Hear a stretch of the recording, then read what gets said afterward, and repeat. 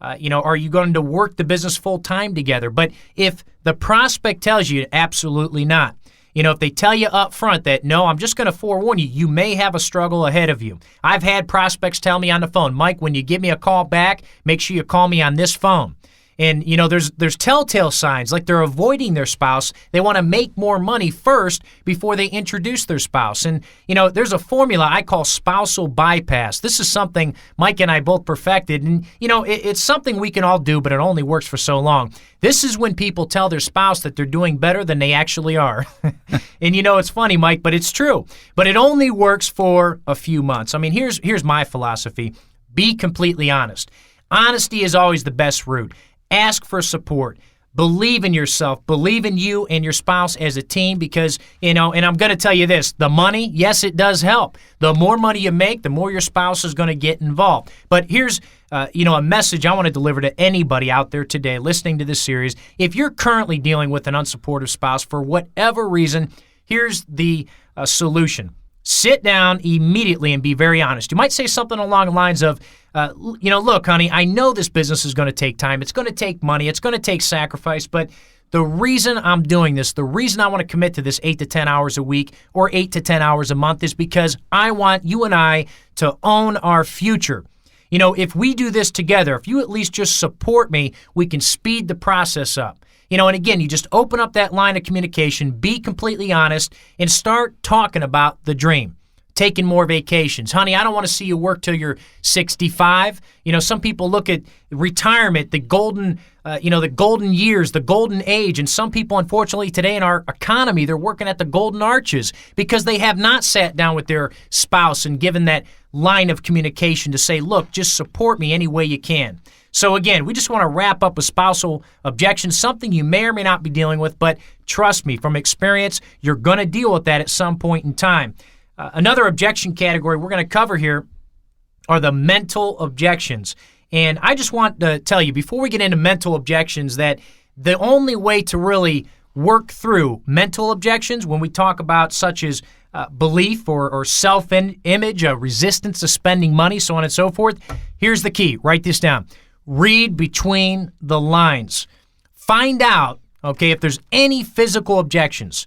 They might just be the cover-up for the real objection. Now, if you ever feel that your prospect is not giving you a real objection, keep asking questions. It's like the mother of all repetition. We all know, and you look at success in business as repetition, same thing, asking questions. Here's a method I picked up, and I read this through Jeffrey Gitomer's book, The Sales Bible. It's a great method. I picked this up back in 1994. I've used it ever since. It's called the ECHO method. When a prospect makes any statement, and maybe they caught you off guard, maybe they brought something up like this, Mike, I need to think about this. My response will be, think about this, and pause.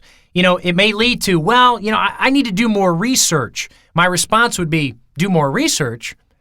Now, this might lead to, I just want to make sure this is going to work. My response might be that this is going to work. And again, I pause.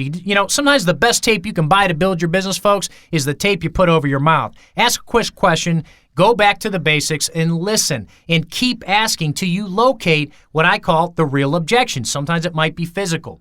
Let's talk a little bit about belief and self-image objections. They're sad, folks. They're real. Many people, they feel that they're not going to be successful within the industry or with their company, maybe from past failures. They have a habit of living their life in the rearview mirror. But unfortunately, folks, we cannot control everybody's circumstances. We can do our job. We can be the well-paid messenger, deliver the message. But here's something I know from experience that will work for you. Use statements that will encourage your prospect. Here's a few I want you to write down. Number one, in most cases, people do not fail in our industry. You know what happens? A company will fail. A product or a service will fail. A compensation plan will fail.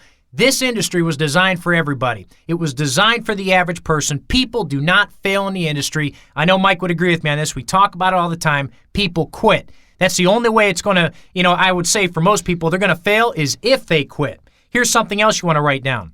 It's designed for busy people. We average, most people that come through an organization, you will average a higher percentage of part-time distributors or associates. You know what? That's the main market. Many people start part-time. They eventually go full-time. Mike discussed that before, the links to leaders. Some may be part-time, some may be full-time.